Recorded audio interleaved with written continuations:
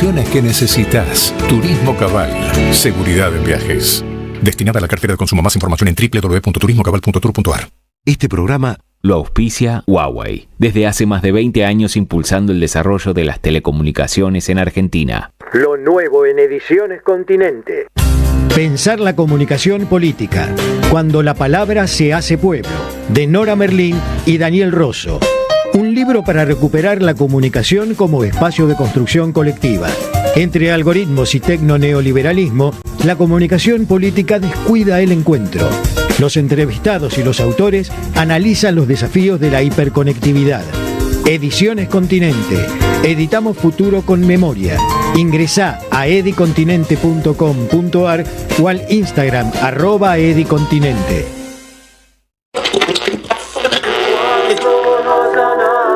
En tiempos difíciles, regálese una radio. Sube el volumen, gira el dial a la izquierda y escuche el mensaje. La radio propiamente se mete adentro de la cabeza. Ni pueden matar los libros ni pueden matar la radio.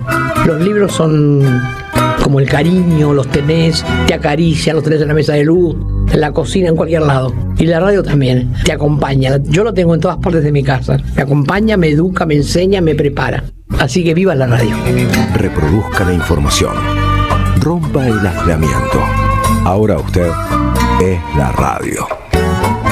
AM530. 20 años. Somos radio. Somos comunidad. ¡Salud! Desde cada rincón del país, hasta el pulso de las grandes ciudades, el refugio te conecta con lo mejor de nuestra cultura.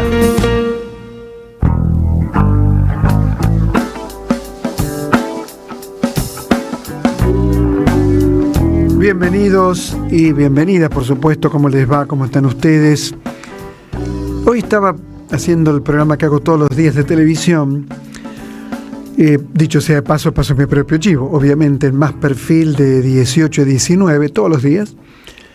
Y en Ronda de Escritores siempre convocamos escritores que provienen de la literatura, de la poesía, pero también de la sociología, de la antropología, de distintas disciplinas.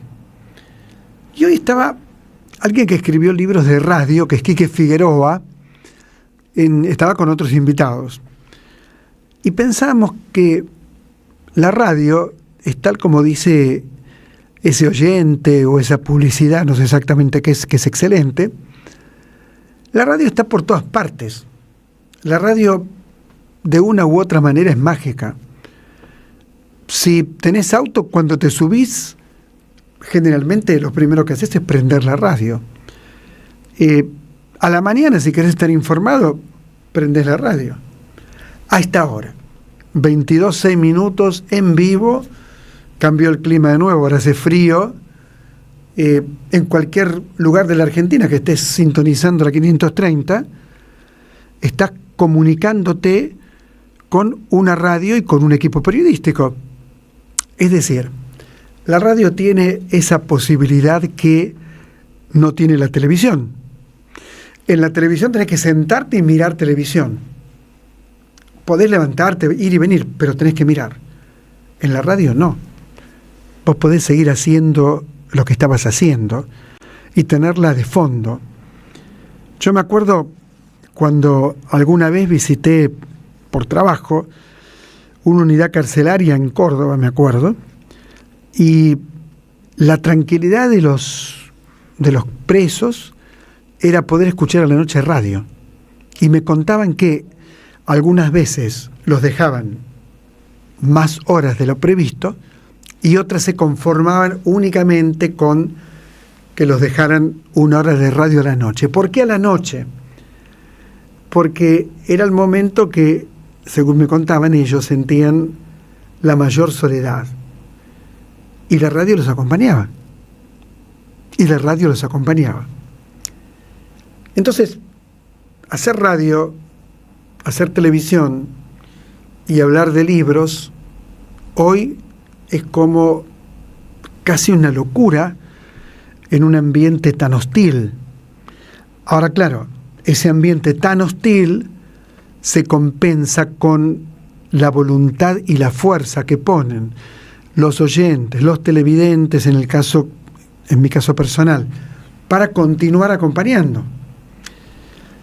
Y hoy, en instantes, vamos a hablar con Martín Caparrós. Martín Caparrós es alguien importante para las letras argentinas. Y vamos a hablar de sus últimos libros, 6 novelas con un tono muy porteño, muy porteño, sobre los tangos de Rivarola, los tanguitos de Rivarola. Y ahí está alguien que en muchos sentidos es un ejemplo, Martín Caparrós, escribiendo. Todos sabemos que tiene un problema de salud, y escribe. Es decir, sin esa prepotencia de trabajo, ¿dónde estaríamos en una coyuntura tan oscura como esta? Y este editorial, que en realidad va a comenzar ahora, pero no importa, todo es parte, se titula La Odisea, y tiene que ver directamente con que vi la película Odisea de Christopher Nolan. Pero en realidad no quiero hablar de la película en términos técnicos, interpretativos, que son excelentes. No quiero hablar como crítico de cine. Quiero pensar en este momento, improvisando lo que digo, quiero pensar en el éxito descomunal de público que tiene en todo el mundo. Entonces, si yo me hago lo interesante y el culto, digo que eso es teoría de la recepción de Jauss. Pero no importa. Simplemente lo cito, ¿por qué? Para decir que hay que prestar atención cuando algo tiene una repercusión tan importante. Esa repercusión puede ser porque es un bodrio, que no es el caso, un tanque con mucha publicidad, que no es el caso, tiene mucha publicidad, pero no es un bodrio, o también puede ser porque el público sospecha, percibe, consciente o inconscientemente, que hay algo más. Y ese algo más es la clave para entender cualquier obra de arte. Porque cuando en el siglo V a.C. el público iba a ver Edipo Rey, lo que iba a ver era una historia de aventuras, donde Edipo, en un cruce de caminos, mata a un anciano. Claro, después nos enteramos que ese anciano era el padre, y después, enseguida sabemos que Edipo duerme con Yocasta. Entonces, este punto de dormir con la madre, matar al padre, no es que el espectador lo percibiera directamente. Llegaba y le decía, estoy inventando, no digo, le decía a la mujer, al hijo, no sé, vi una de aventuras, fíjate lo que pasa, fíjate lo que ocurrió, mató al papá. Y si iba a ver Antígona pasaba lo mismo. No es que hacía una disquisición profunda sobre lo que significa sepultar a Polinices y lo que significa el enfrentamiento con Creonte. No es eso. Es que percibe algo. La Odisea es un libro maravilloso para leer. Para leerlo por Homero y también para leerlo por Joyce, dado que el Ulises de Joyce, sobre todo la primera parte, que es la Telemaquía, sigue la historia. Telémaco es el hijo de Ulises, y también Telémaco busca un padre perdido hace 10 años, porque fue la guerra de Troya. ¿Qué quiero decir con esto? Quiero decir que, en mi opinión, Odisea es lo traumático de la guerra. lo brutalmente traumático de la guerra. Alguien me decía, no voy porque sé que hay escenas violentas. Bien, analicemos brevemente esto. Las guerras contemporáneas no se ven por internet, se ven algunas imágenes, se ven como un videojuego. Esto ya lo estudiaron varios filósofos, se ocuparon del tema. Me acuerdo de un libro que se titulaba La guerra del Golfo no existió. Me acuerdo. Claro, no existió, porque lo real de la guerra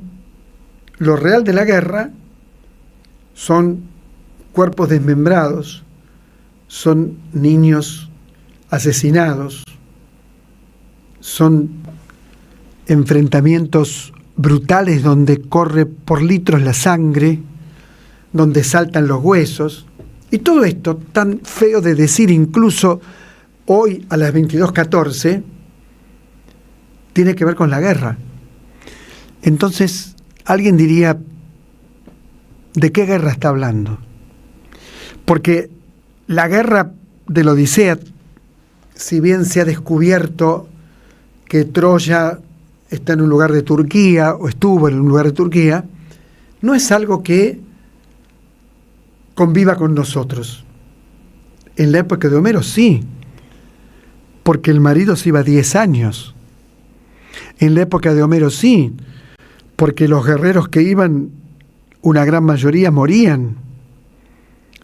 Y del cuerpo, vaya a saber qué se sabía, dónde había quedado. En cambio, en la guerra contemporánea, uno podría decir una frase que es: lo real está interdicto. No está. Lo real no está. Te dicen, por ejemplo, en la guerra de Irán, Estados Unidos desvió una bomba, desvió, es pura mentira, que cayó en un hospital de niños y se acabó. No está en primer plano el horror de ese hospital de niños. Entonces, la película viene en un punto a poner en escena la escena de la guerra, que es absolutamente contemporánea. Solamente Obama, y entre Obama y Trump hay diferencia, obvio, a favor de Obama, por supuesto, desató 5 guerras. 5 guerras. Y los Estados Unidos viene permanentemente desatando guerras. Pero por otra parte tenemos encima Nagasaki y Hiroshima. Es decir, entendemos lo que ocurre en una guerra. Este es un punto muy fuerte de la película, pero otro podría ser, y la palabra no es nada kitsch, el amor. Podría ser otro punto. El amor que el capitalismo no quiere, no le gusta, no quiere saber nada, porque es difícil convertirlo en mercancía. Es difícil, ¿no? Es un poco complejo convertirlo en mercancía, en algo que compras y vendes. Entonces, no lo quiere, no lo alienta, no le importa. Y aquí hay una historia de amor muy potente, porque Ulises quiere, sobre todo, volver a Ítaca para encontrarse con Penélope. Es más fuerte para él estar con la mujer que ama que recuperar la patria. Y para recuperar la patria, tiene que primero volver al hogar, sentir lo que todos deberíamos sentir, que nuestra patria es un hogar. Esto deberíamos sentir todos, que nuestra patria es un hogar. Y ahora no lo estamos sintiendo. Entonces, la Odisea de Ulises, que todos más o menos podemos recordar, aunque sea algunos episodios: Telémaco buscando a su papá, Ulises regresando y encontrándose con monstruos que le van diezmando a sus guerreros, la potencia de los lotáfogos, que tienen la flor de loto, y la flor de loto te permite y te ataca la memoria, los gigantes, el sonido de las sirenas, que hay que cubrirse los oídos porque las sirenas te seducen, y cuando te seducen ya no vas a poder volver a tu amada y no vas a poder volver a Ítaca. Entonces el regreso a Ítaca es también el regreso de alguien que ama. Y la resistencia de Penélope a aceptar a sus pretendientes es pura pulsión de vida, porque ella sabe, no me preguntes cómo sabe, que el amado está vivo, y que si está vivo, ese amado va a volver.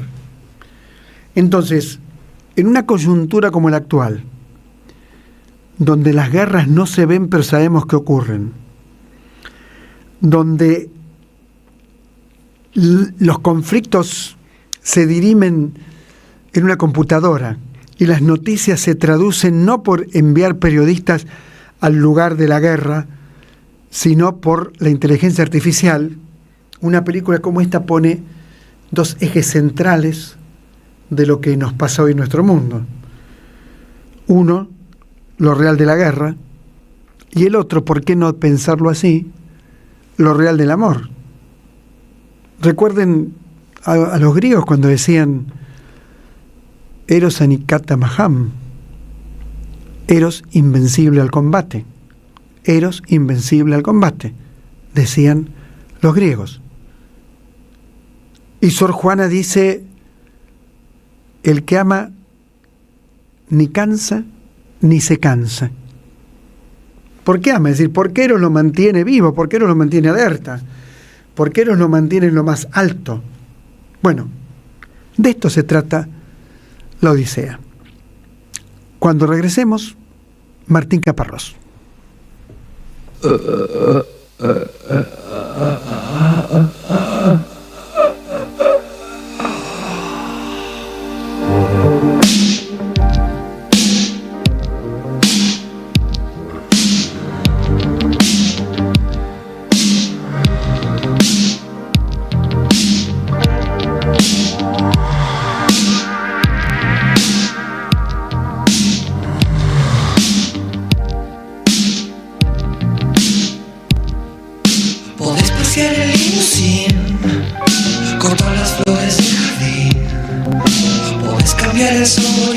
Si no quieres verme, puedes ver amanecer con caviar desde un hotel. Y no tienes un poquito de amor para dar, yendo de la cama al living,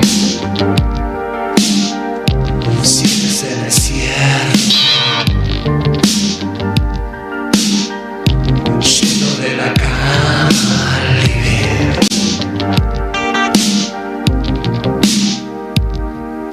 Podés saltar de un trampolín, batir un récord en patín. Podés hacer un gol y podés llevar tu mundo al cielo. Puedes ser un gran campeón, jugar en la selección. Y no tienes un poquito de amor para dar, yendo de la cama al living.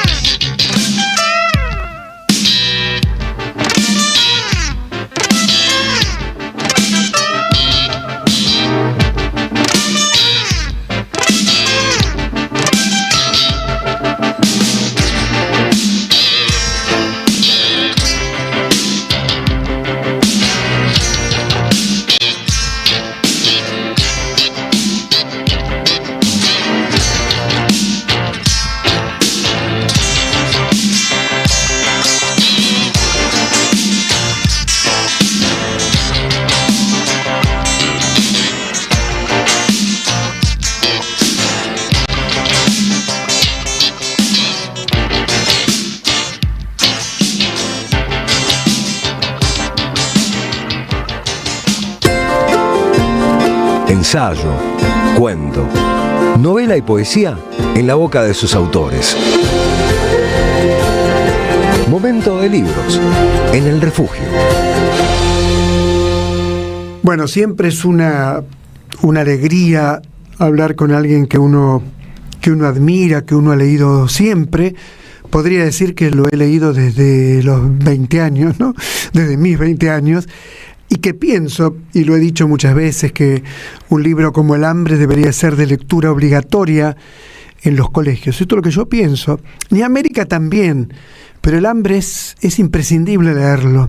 Bueno, por supuesto, novelas, me acuerdo de Los Living, Todo por la Patria, Larga Distancia, bueno, A quien corresponda. Martín Caparrós ocupa un lugar central en la cultura argentina. Y si bien en este momento vive en Madrid, todos sabemos que Martín se formó en la Argentina y tiene además una mirada que yo comparto muy, muy crítica de lo que ocurre en este momento con el nefasto gobierno de Milei. Tiene una mirada muy crítica, lo leo siempre en el diario El País. Martín Caparrós, Osvaldo Quiroga te saluda en AM530, ¿cómo estás? Bien, Osvaldo, ¿cómo andás? Bien, me llegó hace unos días y me gustó mucho y empecé a devorarme esta cosa tan excelente que has inventado de Todo por la Patria, ¿no es cierto? Y de Horror de Buenos Aires, ¿no? Con estos personajes. Empecemos por esto que es lo último de lo último, tengo entendido. Debe ser lo último, sí, probablemente. Nada, es una serie en realidad, son 6, por ahora escribí 6 novelas, las 2 primeras son las que vos nombrabas, Todo por la Patria y Horror de Buenos Aires, y son unas novelas medio policiales, no realmente policiales, pero como thrillers, situadas en Buenos Aires en los años 30 del siglo pasado. Nada, y el protagonista es un muchacho que me cae bastante bien, que se llama Rivarola, el pibe Rivarola. El pibe Rivarola. Sí, que se mete un poco de casualidad en temas, o sea, empieza como casi sin querer a hacerse periodista. Él en realidad lo que quería era escribir tangos, de acuerdo a su época, digamos, era la música que entonces sí expresaba, digamos, a la juventud de entonces.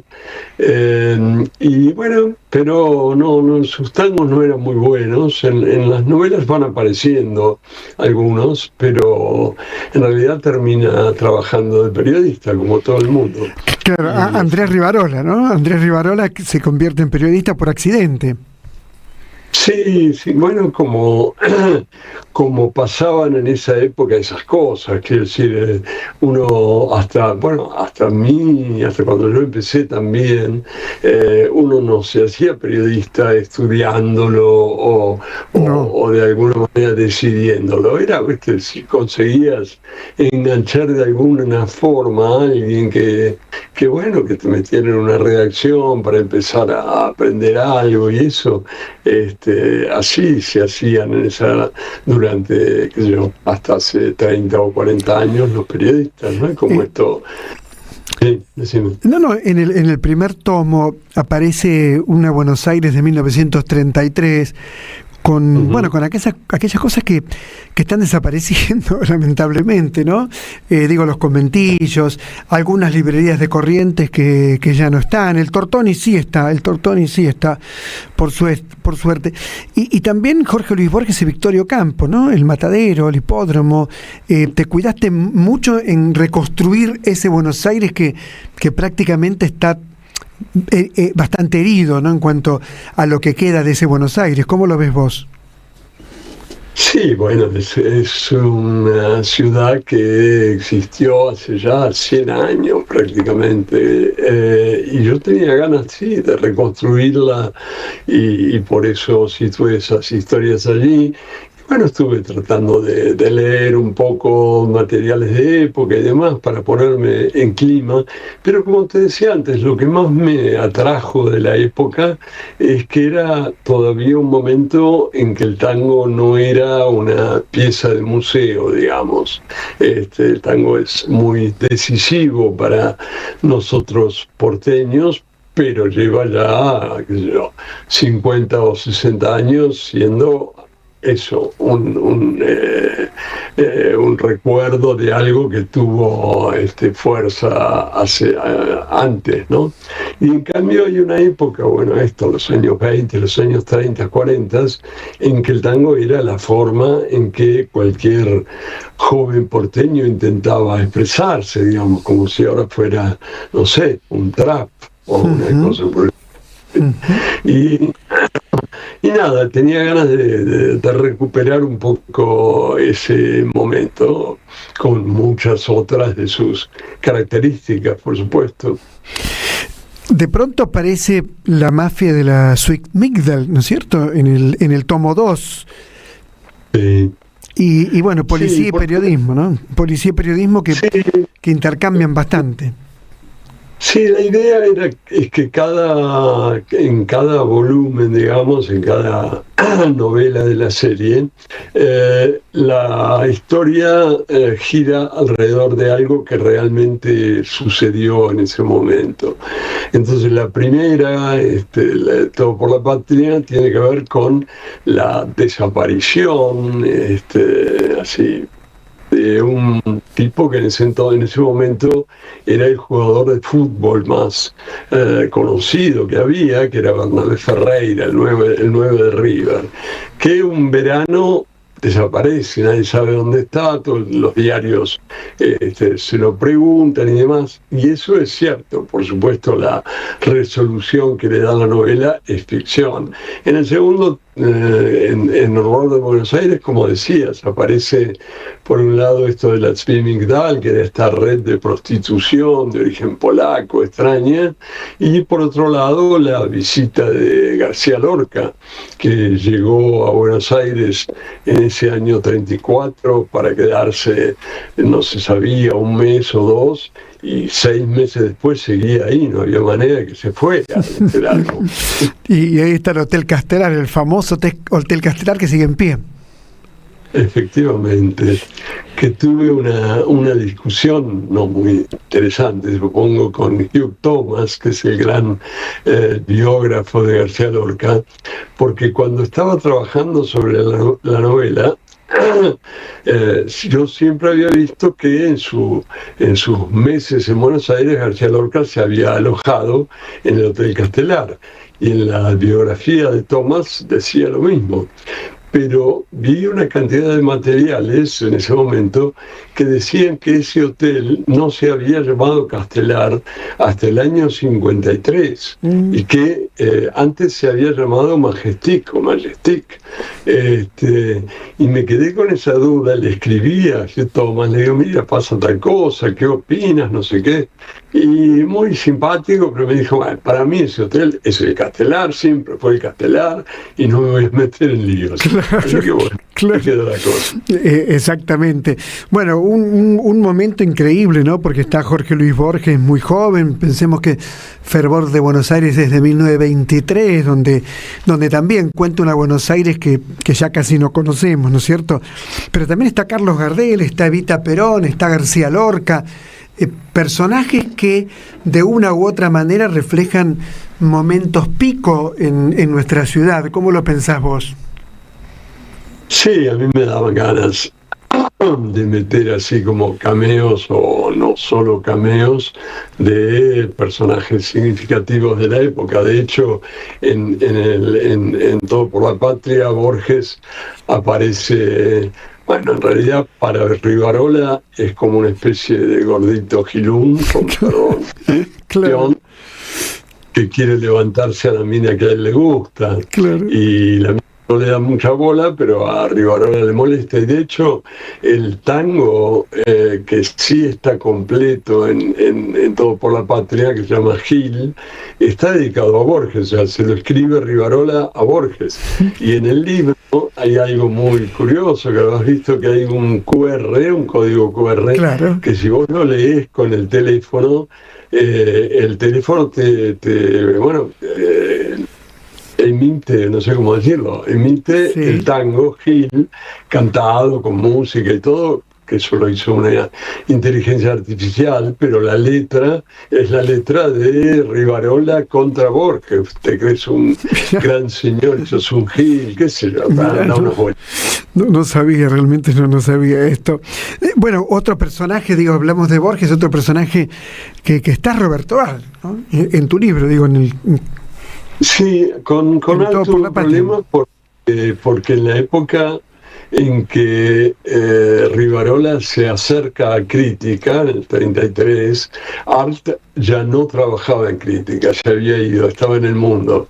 Entonces, yo hubiera querido ponerlo ahí en esa misma redacción, donde, por ejemplo, sí estaba Enrique González Tuñón y otros por el estilo, pero Art ya no estaba en Crítica, así que lo tuve que meter un poco con calzador, pero sí, me da muchas ganas de esto, de meter personajes de la época y darles algún pequeño papel en todo esto. Creo que en Crítica estuvo Borges, ¿o me equivoco? Sí, Borges hizo el suplemento cultural. Claro. Sí. Un poco antes, pero de ahí lo conocían, tenían amigos comunes, digamos, Rivarola y Borges. Sí.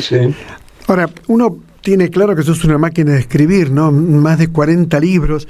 ¿Cómo surgió esta idea que estás desarrollando en varios tomos? ¿Cómo surgió en vos? ¿Tenías ganas de hacer esto, de contar una serie de novelas policiales, ¿no? En los años 30, una zona que uno conoce siempre solo a través de la literatura. ¿Cómo fue tu proceso? Sí, en realidad lo que me pasó estrictamente fue que hace unos años me pasé un verano leyendo así como maníacamente, por decirlo de algún modo, al comisario Montalbano. Sí. Andrea Camilleri. Sí. Y me la pasé bomba, o sea, la pasé muy bien leyendo. Había leído varios, pero ese verano me envicié y leí todos los que me faltaban, que eran como 10 o 15, los leí todos seguidos y no quería parar. Y al final se acabaron, en algún momento se me acabaron y estaba como apenado de ya no tenerlo. Y ahí dije, si yo escribo algo que, qué sé yo, que me devuelva a este tipo de libro, y ahí se me ocurrió la idea de eso, de esos años 30 que siempre me fascinaron un poco, del ambiente periodístico, de los tangos, de los hechos reales readaptados, y bueno, y así empecé. Un ambiente periodístico que ya no existe, por lo menos en Buenos Aires, ¿no? No existen las redacciones como eran por las que hemos circulado, eso ya no existe más. Es decir, todo se manda de otra manera y se publica de otra manera y ya no hay reuniones de producción y conversaciones. En fin, esto pasa aquí, no tengo claro qué ocurre en este momento, por ejemplo, en Madrid, ¿no? Pero bueno, lo mismo, exactamente lo mismo. No, las redacciones se disgregaron, se deshicieron y bueno, por supuesto la pandemia les dio una especie de golpe de gracia, pero ya de antes, hace 15, 20 años que vienen desarmándose, y yo creo que es una lástima, sobre todo para los periodistas más o menos jóvenes, porque cuando yo empecé, cuando vos empezaste sería lo mismo, la redacción era una gran escuela, había unos tipos de los que aprendías muchísimo, yo, la primera redacción en la que estuve estaba Rodolfo Walsh, que era mi jefe, estaba Juan Gelman, estaba Paco Urondo, nada menos. Yo no lo podía creer. ¿Qué era? ¿La opinión? ¿Era la opinión? No, era Noticias. El diario Noticias. Y estaba Rodolfo Walsh ahí, claro.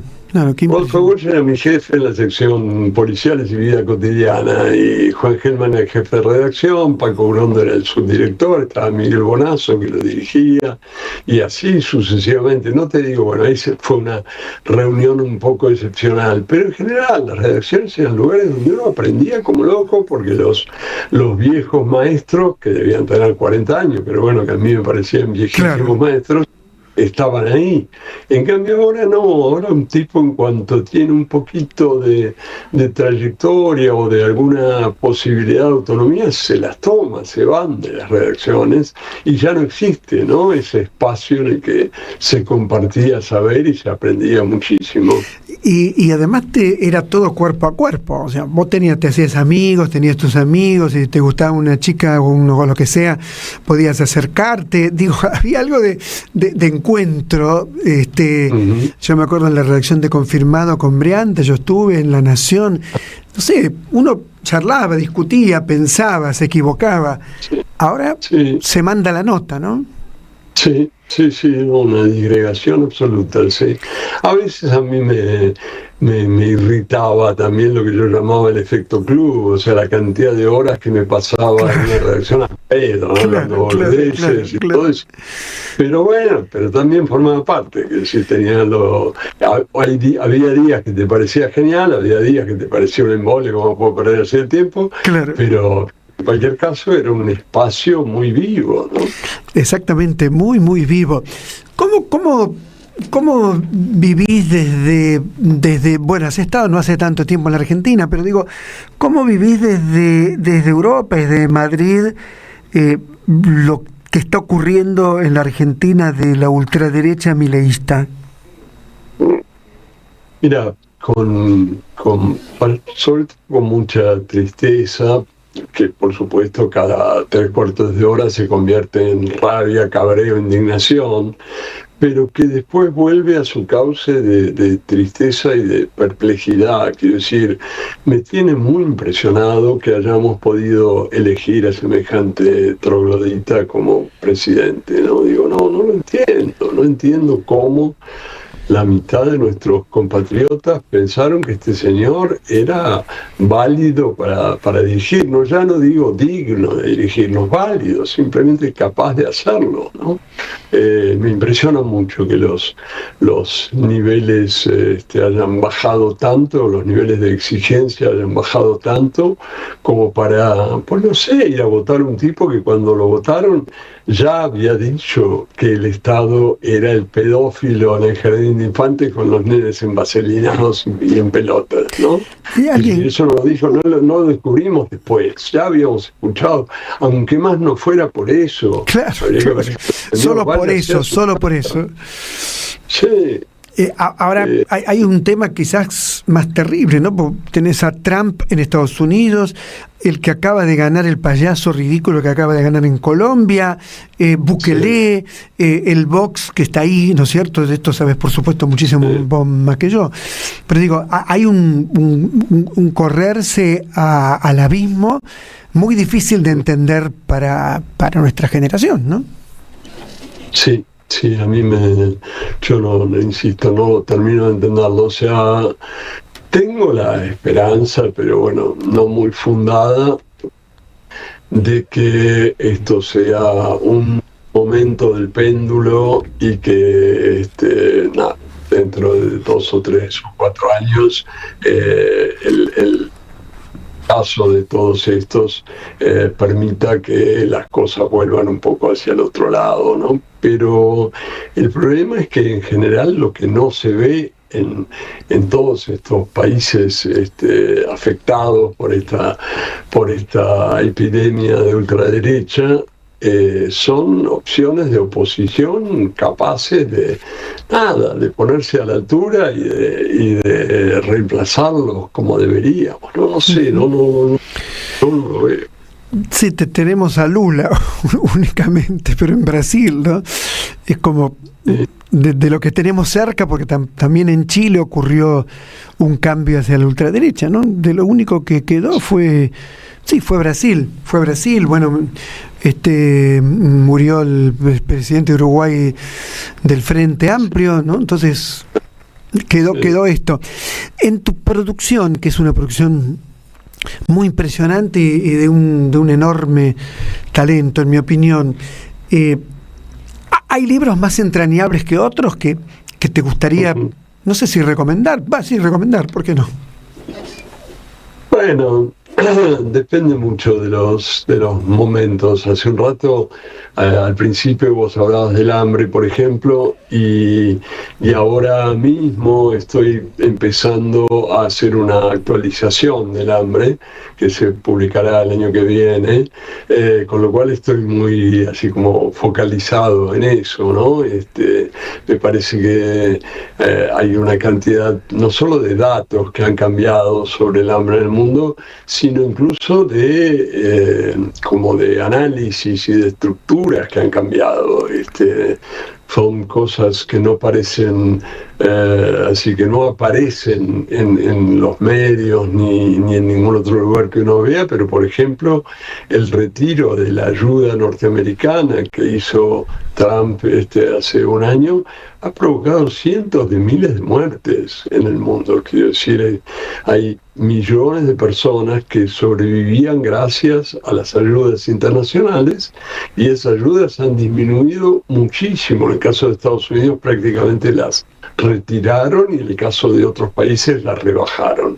Con lo cual hay, en serio, una crisis humanitaria enorme de la cual no hablamos nunca, por ejemplo, ¿no? Y tantas otras cosas. Entonces, bueno, por eso estoy ahora con esta intención de actualizar ese libro sobre el hambre que se publicó hace como 12, 13 años por primera vez. O sea, el mismo libro va a tener otras cosas. Es el mismo libro con agregados, ¿es así o me equivoco? Sí, con agregados, con cambios. Obviamente hay muchas cifras que han cambiado, pero como te decía, también estructuras que ahora son diferentes. O sea que nada, en este momento te decía, estoy trabajando en eso, me da más, me resulta más presente. Pero ahora acabo de entregar, hace un mes entregué un libro que sale en octubre, que se llama La revolución ya no es lo que era, y que tiene que ver un poco con lo que hablábamos recién, con pensar qué ha pasado, digamos, en los últimos 200 años de la así llamada modernidad, para que la idea de revolución se haya como debilitado tanto como lo ha hecho, ¿no? Digo, estuve tratando de trabajar mucho sobre eso también, qué sé yo. Bueno, pensá en la Revolución Cubana, pensá en Nicaragua, sí. Se ha deshilachado aquello que en un momento era toda la esperanza. Sí, a eso me refiero, trato de pensar en este libro, sí, efectivamente. Este libro saldría en octubre. En octubre está previsto. O sea, sí, ya. Sí. Es evidente sí. que trabajás todo el día, todo el tiempo. Porque si no sería imposible. No otra cosa, cuando estoy sentado en una silla de ruedas, ¿qué crees que haga? Sí, pero igualmente, perdón, antes también escribía 40 libros, es una barbaridad. Pensá que Shakespeare escribió 33 obras de teatro. Claro, pero eran buenas. No, ¿sabes qué? Yo siempre digo, yo tenía dos medias vidas. Una media era viajar. Viajaba mucho por laburo siempre, pero bueno, estuve mucho tiempo dando vueltas por el mundo. Y la otra media era sentarme en el escritorio y escribir. Y ahora la media de viajar ya no puedo, ya no me da el cuerpo. Entonces me quedó la media de escribir, que es la única, es como la única que hay. O sea que sí, estoy todos los días acá sentado, mientras pueda seguir escribiendo, lo voy a hacer porque es lo que me importa en la vida. Es lo que más te importa, ¿no? Escribir, es como tu vocación de siempre, creo. Sí, totalmente. Martín, nuestra admiración de siempre, te envío un fuerte abrazo y no sabés lo que te agradezco que me hayas dado esta nota, mi admiración de siempre, te envío un fuerte abrazo. Cuando quieras, Osvaldo, es un gusto hablar con vos. Abrazo grande. Era Martín Caparrós. Qué gusto tenerlo, Martín Caparrós. Qué gusto realmente. Un fuerte abrazo para todos. Ya lo hablaba acá Martín, pero me conmueve escucharlo. Es verdad, me conmueve escucharlo. Esto es El Refugio y enseguida regresamos.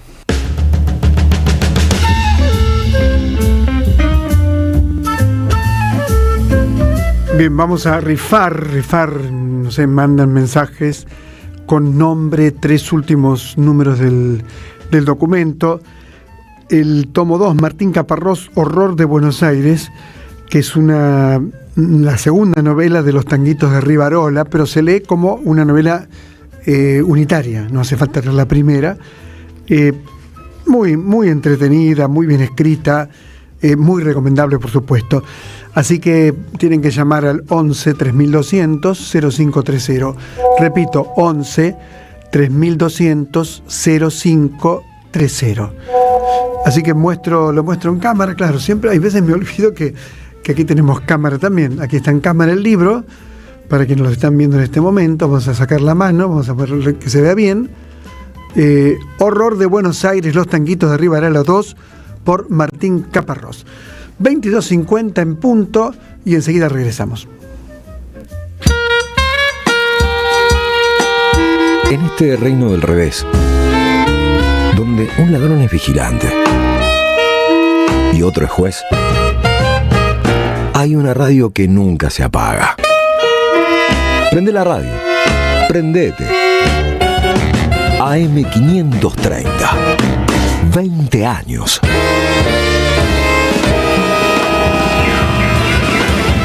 Somos radio, somos comunidad. Peroncho. Emanuel Rodríguez llega con un show imperdible de humor, política y catarsis colectiva. Un espectáculo para reírse de los que se ríen de nosotros. Jueves 20 en La Plata, viernes 21 en Florencio Varela, sábado 22 en Parque Patricios. Busca la info y reserva tu lugar ahora en peroncho.ar. Peroncho, humor para tiempos intensos. Invita a AM530, Somos Radio. Alimentos Cooperativos. Producción y comercialización de productos cooperativos y de agricultura familiar. Envíos a todo el país. Por pedido, envía tu mensaje al 11 34 31 2928. Seguinos en Instagram como @alimentos cooperativos. Cámara de Diputados de la Provincia de Buenos Aires. Seguinos en nuestras redes sociales y entérate de nuestras actividades. Encontranos en X como @HCDiputados, en Instagram, Facebook, YouTube y TikTok como Diputados BA. También podés visitar nuestra página web y suscribirte a nuestros canales de difusión en WhatsApp y Telegram. Cuando la semana no termina de morir y el fin de no termina de nacer, vayan a laburar. El antídoto radial para las promesas incumplidas. Martín Piqué, Facundo Cardoso, vayan a laburar. Sábados de 1 a 4 de la madrugada. AM530. Construimos comunidad. Buscamos la verdad siempre. ¿Apostar la plata de tus viejos? No da. ¿Apostar todos los días? No da. ¿Perderte la juntada? No da. ¿Viciar con las apuestas? No da. Si conoces a alguien que tiene problemas con las apuestas, dejarlo solo no da. Llama al 0800-222-5462. Gobierno de la Provincia de Buenos Aires. El destino de tus vacaciones está en Turismo Cabal. Viví los momentos que querés, con viajes armados a tu medida, con las mejores ofertas y los paquetes que buscas, con más de 35 años de experiencia. Entra en www.turismocabal.com.ar y encontrá las vacaciones que necesitas. Turismo Cabal, seguridad en viajes. Destinada a la cartera de consumo. Más información en www.turismocabal.tour.ar. ¿Tu negocio necesita más clientes? Entonces necesitas estar donde la gente escucha, mira y participa. Hoy, la radio ya no es solamente radio. En AM530 tu marca entra a una comunidad real. Aire, streaming, redes sociales y menciones en vivo. No importa si tenés un comercio, una pyme o un emprendimiento. Armamos campañas accesibles, creativas y pensadas para que inviertas mejor y vendas más. Porque cuando una marca conecta con una comunidad, se vuelve parte de la conversación. Mandanos un WhatsApp al 11 64 19 16 50 o escribinos a nuestro mail anunciosam530@gmail.com y armemos juntos una propuesta para tu negocio. Apaguemos los celulares y pongámonos cómodos. Porque en el refugio corremos el telón para charlar de teatro. ...22:54, noche muy fría, pero la noche toma calor con el teatro... ...a través de Larisa Rivarola. ¿Cómo estás, Larisa? ¿Cómo estás, Osvaldo? Buenas noches. Bien, bien, bien. Está fresco, ¿no? Porque viste que cambió el clima ahora para mal. Primero hacía calor y ahora hace frío, frío. Sí, como que te destemplás. Exactamente, pero vos estás muy templada con el teatro. Me contaron que te gustó. Sí. Fui a la Sala Cunil, que hace bastante que no iba, en el San Martín, a la sala pequeña. A ver, David, un espectáculo de la compañía hongaresa de teatro, es una compañía española que está de gira acá en Argentina, hace una serie de funciones de varias obras. En este caso, David va a estar hasta el domingo 23 de agosto a las 19:30 en la Sala Cunil, ahí en el San Martín, y después es una función extraordinaria el jueves que viene a las 20 horas en la nueva sala de Leandra Rodríguez, que abrió ahí en la calle Tacuarí al 900, que también es una buena oportunidad para ir a conocer esa sala. Bueno, David es un espectáculo, la verdad que pensaba todo el tiempo en la obra cuando te escuchaba al principio hablar de Edipo, de las interdicciones y de las tragedias que marcan nuestra cultura o no, el momento en que entramos en la cultura, en términos más antropológicos. Porque David nos muestra a un padre y a un hijo adulto que viven juntos. Lo que vemos es que transcurre simplemente una tarde común en la casa familiar. El padre es un hombre grande, dormita, se despierta, el hijo va a comprar, vuelve, todo, digamos, transcurre una cotidianeidad, pero que es un cotidiano denso más allá del humo que se utiliza en escena, denso por la manera en que se miran, por la manera en que es como si se midieran cuando se hablan este padre y este hijo. Y esos detalles, de la manera en que es como si se midieran, como si se escudriñaran, si se quiere, van construyendo un clima de tensión que hay en la obra, en ellos dos, que es donde va a aparecer el conflicto, ¿no? Que en principio, o por lo menos una primera lectura, uno podría pensar que ahí hay un conflicto intrafamiliar, pero que en realidad, por supuesto, es social y es de responsabilidad colectiva, que es el abuso. Y el sujeto al que refiere la obra, que no es el padre y que no es el hijo, en realidad es un personaje que permite construir el eje central del tema, que es el abuso, pero que lo construye desde la ambigüedad, desde el silencio, me parece a mí, y que es un poco ese silencio es el que en general suele permitir el ejercicio de este tipo de violencias. Entonces no importa quién es David específicamente, por lo menos en mi lectura, no importa si va a aparecer o no. Lo que importa es que a través de esa referencia a ese sujeto posible, tal vez llega, no llega, vino, o sea, no está claro, pero no importa si es cierto o no. La obra me parece que trabaja sobre la figura y sobre la idea del abuso de una manera justamente, o sea, sobre lo que no se dice, sobre lo que uno no está seguro que sucede, sobre las dudas de un personaje, si recuerda o no recuerda bien, si esta persona estuvo o no estuvo. O sea, esa ambigüedad me parece que es el dispositivo fundamental, que opera en la obra para circular todo el tiempo en torno a este David. Y me parece interesante trabajar la ambigüedad, porque es la que es terreno fértil, me parece, cuando estamos solos, cuando no hay educación, hoy en día que se ataca tanto la ESI, esa ambigüedad opera para que un niño, una niña, las infancias, no puedan defenderse, no puedan distinguir límites o no tengan herramientas para pedir ayuda.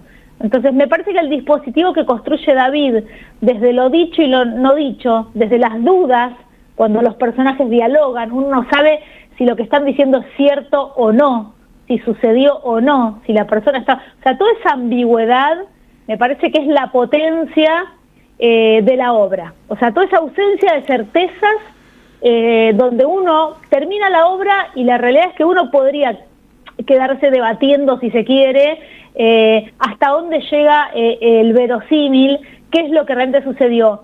Pero la realidad es que en el fondo no importa. Lo que importa es cómo instala en escena la duda y la ambigüedad.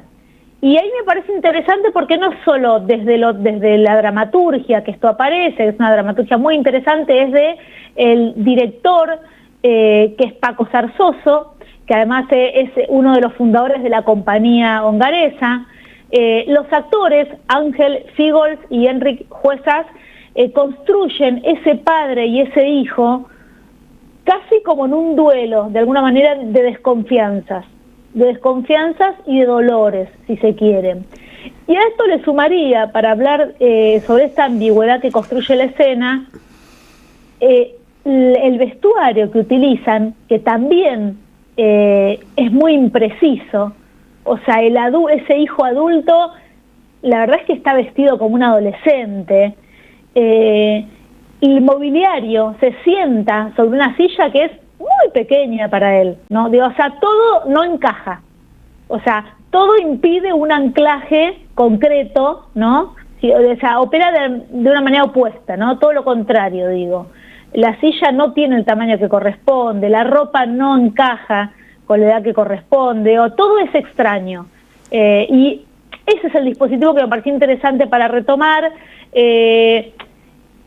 digo, en términos, si se quiere, de algo más literal, cuantos mayores explicaciones intenta dar el texto, los diálogos, o sea, más dudas surgen, más sospechas a uno le generan. Entonces, repito, no importa qué pasó o qué no pasó, importa cómo se va construyendo esa idea de ambigüedad, esa idea de soledad también en el sujeto, que es necesaria para que el abuso suceda, ¿no? Para que el abuso, más que suceda, te diría, se ejerza, ¿no? Alguien lo comete, alguien lo ejecuta, no es que se produce. Y quería retomarlo también, sobre todo porque el mes pasado justamente tuvimos nuestra vicejefa de gobierno que estuvo hablando en contra de la educación sexual integral, ¿no? Como diciendo que le destruyó la cabeza a los niños, que era una trampa mortal. Parece que la trampa mortal creo que es un poco la cabeza de esta mujer. Creo que la ESI todo lo contrario, ¿no? Un espacio como transversal y sistemático de enseñanza y de aprendizaje como ese, creo que habría que abrazarlo y no despreciarlo. Así que recomiendo el trabajo de David, es una manera muy interesante de tocar el tema, no habitual además, y con muchos elementos así de la escena. Buenas actuaciones, entiendo que muy sí. Muy interesante cómo estos dos personas, que también te digo, aprovecho para agregar el trabajo con el maquillaje, que también los vuelve irreales, los aleja un poco, los aleja muchísimo en realidad, perdón, del realismo, y enrarece hasta la mirada que uno tiene sobre el otro, ¿no? La mirada entre ellos. Muy interesante. Perfecto. El trabajo de la compañía hongaresa. Agrego para que lo vean eso, que está hasta el domingo en el San Martín a las 19:30, y que además, si tienen ganas, si les interesa la compañía, traen dos espectáculos más. Uno va a estar, que se llama Tejedora de Abismos, en justamente el Teatro Leandra Rodríguez, Toda Teatro se llama, en Tacuarial 900, 21, 22, 23 de agosto, y en septiembre sigue la hongaresa, así que googleenla, porque van a encontrar ahí las funciones que hace en septiembre también en la misma sala. Gracias a Larisa Rivarola, impecable como siempre, te mando un fuerte abrazo. Chau, chau. Hasta muy pronto. Bueno, ya está en el estudio Cristian Ferrer, notable, realmente es un ensayista, un sociólogo impresionante. Tengo Taxonomía y Política, uno de los libros más extraños que leí en mi vida. No en mi nombre es el título principal. El entramado, el apuntalamiento técnico del mundo. Tengo también El cielo fuera de quicio, Libre cambio y proteccionismo. Ya viene entonces Cristian Ferrer, 2303. Una pausa y volvemos. Somos radio, pero somos más que radio. Entra a am530somosradio.com y encontrá un menú diferente a lo que da vueltas en la red. Noticias, información exclusiva, análisis y grandes momentos de la radio en el nuevo portal de AM530. AM530. Somos redes. Somos radio. En Provincia ART cumplimos 3 décadas acompañando la evolución del trabajo y construyendo nuevas formas de prevenir, cuidar y transformar. Conoce más en www.provinciaart.com.ar. Provincia ART, la aseguradora de riesgos del trabajo del Grupo Provincia. Superintendencia de Seguros de la Nación. Para consultas y reclamos llama al 0800-666-8400 www.argentina.gov.ar/SSN en nuestra inscripción 0621. La buena lectura ilumina. Susurra sus sombras el cuerpo. De Daniel Viola, un poemario donde el autor nos invita a descubrir la poesía que emana del cuerpo y a escuchar lo que habita en nosotros. Conseguilo en librerías y en edicionessicus.com.ar. El sabor que te acompaña es Café Bantú. El aroma en la mañana de Café Bantú. Bantú. ¿Apostar la plata de tus viejos? No da. ¿Apostar todos los días? No da. ¿Perderte la juntada? No da. Viciar con las apuestas no da. Si conoces a alguien que tiene problemas con las apuestas, dejarlo solo no da. Llama al 0800-222-5462. Gobierno de la Provincia de Buenos Aires. Te esperamos en el Centro Cultural de la Cooperación Floreal Gorini para disfrutar de teatro, danza, música, espectáculos para las infancias, conferencias y presentaciones. Podés compartir un rico café o leer un buen libro en la calidez de nuestra planta baja. Recorre nuestra agenda en www.centrocultural.coop y seguinos en las redes sociales. Comprando las entradas con tarjeta Cabal Crédito o Débito accedes a un 50% de descuento. Centro Cultural de la Cooperación Floreal Gorini, Avenida Corrientes 1543, Ciudad de Buenos Aires. Una experiencia cultural y cooperativa.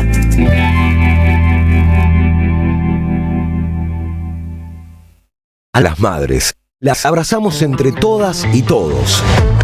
No les vengo a hablar de lo mal que nos trata el gobierno. Las madres no esperamos nada de Milei, lo combatimos. No queremos sentarnos a hablar con él ni con nadie que venga de su mano. Pero las madres sí esperamos todo de nuestro pueblo. Seguimos la lucha como ella le hubiera gustado y reclamamos una vez más la solidaridad de todos los que nos quieren. Colaboren, no importa si poco o mucho, lo que puedan. Todo suma, los necesitamos. No se olviden el alias, amigos.madres.plaza. Tu aporte económico es muy importante para seguir creciendo. Defendamos la memoria, un legado cargado de futuro. Súmate a este proyecto colectivo. Construyamos comunidad. La palabra es inocente, se aplica a revolución técnica, a revolución técnico-científica, voy a hacer una revolución en mi vida. La idea revolucionaria tiene una antigüedad y ambigüedad que nadie puede negarle. Se está imponiendo de manera vertical una agenda de transición verde que implica el sacrificio de las poblaciones en nombre de una transición energética que solo va a favorecer a los países más ricos. Tenemos que entender por qué la gente está reaccionando de esta manera reaccionaria. Todas las voces de la cultura están en El Refugio.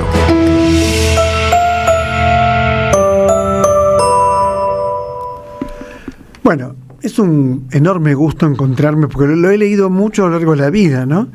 El último libro me sorprendió, porque es distinto. Cristian Ferrer, ¿cómo va, maestro? Bueno, bien, agradecido por la invitación, desde ya. Taxonomía y política. Vamos a empezar por este libro, que es breve, que se lee con un enorme gusto, lo publicó Pletórica Sinfonía.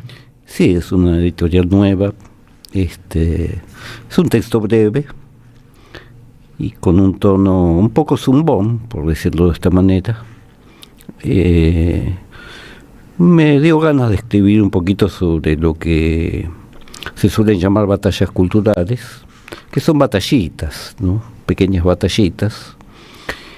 Y me interesó el tema de cómo se da nombre al mundo de la naturaleza, básicamente, es decir, animales, plantas, que sigue una clasificación en latín propuesta por Linneo, un profesor, un sabio sueco, que propuso una forma elegante y sencilla de clasificar a los animales y a las plantas. No deja de ser cómico la necesidad de clasificar, porque hay como 5 millones de insectos todavía no clasificados. Es decir, a una persona le puede llevar una vida a trabajar con insectos que fueron recogidos y están en los museos de Europa, y nadie sabe, hay que estudiarlos mucho para ver si corresponde a tal familia, a tal especie. Es decir, la idea de Linneo era muy sencilla. Antes, con la llegada con el descubrimiento de América y con la llegada de información y de ejemplares desde el África, el Asia, Extremo Oriente, se apareció la necesidad de dar cuenta de todo eso. Y hasta ese momento se usaba un método descriptivo, pero era una locura, porque había que describir cada animal, cada planta. Entonces Linneo planteó una forma muy sencilla, que es, por un lado, colocarlo dentro de un género, de familia, de especie animal, y dejar en segundo lugar, como segunda palabra, siempre en latín, alatinado, el nombre, un homenaje a quien homenajeaba el descubridor el supuesto descubridor de tal planta o de tal animal. Eso significa que se podía homenajear a cualquiera, estuviera vivo o alguien del pasado, personajes históricos, pero así también fueron apareciendo homenajes a Mussolini, a Hitler, o sea, casi cualquier tirano tiene un animal. Ahora, por principio, no se le puede cambiar el nombre. Una vez puesto, no se puede cambiar.